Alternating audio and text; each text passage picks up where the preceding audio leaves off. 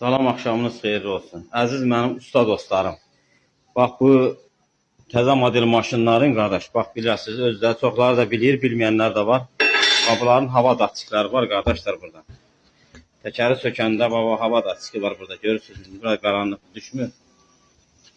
Yəni hava datçiki tərəfdən çıxardın təkəri. Yəni çox vaxt bax müştərilərimiz gəlir, təkərin işığı yanı baxırıq ki, ustalarımız tərəfdən sökərkən bunu qırırlar. Nəzərdə satdırır mantroplarına bax qardaş. Buradan sarırsınız. Bax baba buradan.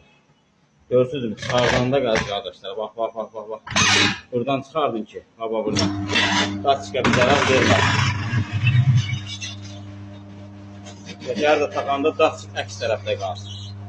Çıxardarkən baba belə. Baba buradan. Canım sizə desəm. Mantropkanı datçikin yanından salın. Yəni başqa tərəfdən salmayın. Salanda dartır qırır. Yəni bu qədər hasan.